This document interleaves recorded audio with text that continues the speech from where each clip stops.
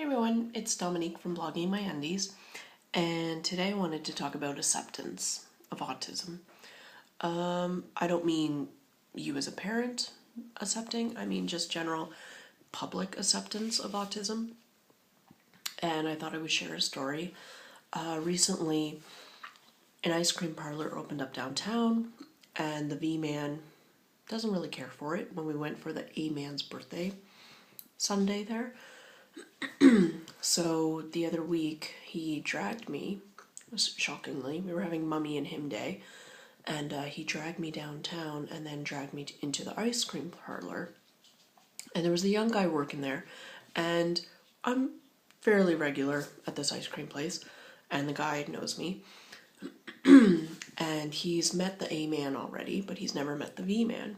So I just kept my mouth shut, and we ended up just watching him run back and forth. There was nobody waiting, so I saw no harm in it. And he was running back and forth along the glass display case, like a goldfish up against a glass bowl, just staring and staring at all the different flavors. And then finally, I just said, okay, let's go with Snickers. And we opted to get it in a cone, see if it would be, if he would be more interested, I guess, in eating it faster than with a cup and a spoon. So from there, the guy was really nice, and he could obviously sense that there was something a little off with the V-Man, but he didn't treat the V-Man any differently than he treated me or any other customer, which was fantastic. It was a really, really wonderful experience seeing that. And I let the V-Man pay because I'm trying to teach him some basic life skills like paying for things. So he gave the bank card, he held tightly to my wallet, and then the guy looked at me to ask if it was okay, to give him back the card and the receipt once I pushed in the pin. And I said, yeah, it was fine. And it was just a really wonderful experience, because the biggest thing that I think a lot of disabled people want is to be treated like they're not disabled at all. And I got that idea from Glee, where Sue Sylvester defended the way she treats Becky, the cheerleader with Down syndrome, in the show, because, her own sister in the show has Down syndrome, and she said something like, people in the world with disabilities, they just want to be treated the same like everyone else. And how can that be possible if we give them special treatment? So, something like that. Don't quote me on it, because I know it's not right. But I just was thinking that, it would be really great if I didn't have to ever tell people that the V-Man has autism. But the thing is, I do have to tell people, and I'm selective when I do it. I actually don't parade around saying, my kid has autism, look at him here. I don't have to do that because he makes it very obvious on his own with his happy face, like, and of course when he's angry, slapping his face, pinching himself. He now pinches his eyelids. That's kind of new and very disturbing. It's very creepy. He just yanks his eyelids and he's twisting them. Anyway, so the only times that I really have to stress to someone that he's autistic is if he's fondling a woman's breast or trying to, if he goes up to random men, complete strangers, and tries to hold their hands or dig through someone's bags, because he saw something that is familiar to him, like a certain kind of brand of bread or cereal or whatever. Sometimes he'll just go over and try and take it. So then, of course, autism becomes an apology by that point. And I'm not sorry my child has autism. I don't hate autism.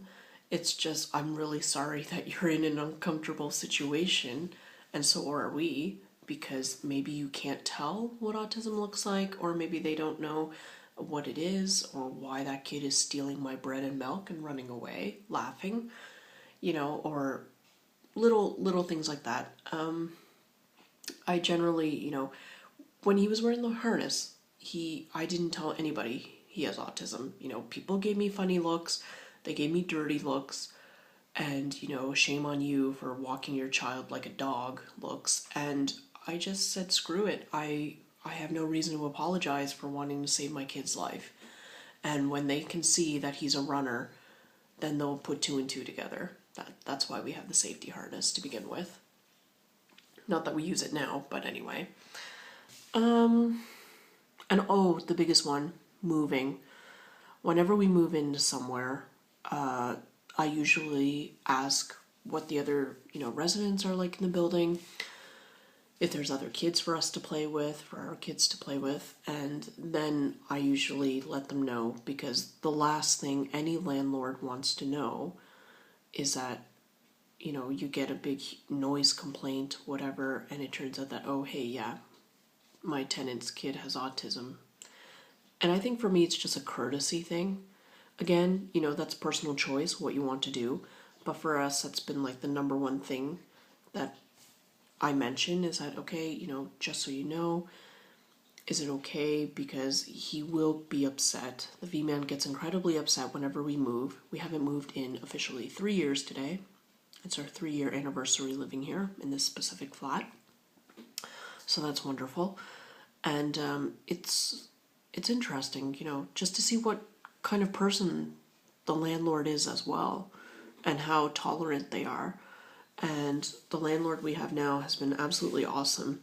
We just told them right away, we said, okay, we have 2 kids. This was well before M-Girl was in the picture. We said, yeah, we have 2 kids, we have 2 dogs that don't bark, and we have the oldest one happens to have autism, and he'll be uncomfortable for about a week or 2 once he gets used to his surroundings and so on. And it's been fine. Hi, Milo. The dog just burst in the kitchen. But yeah, I think, because of this, there's less judgment involved as well sometimes when I don't tell people that he's autistic.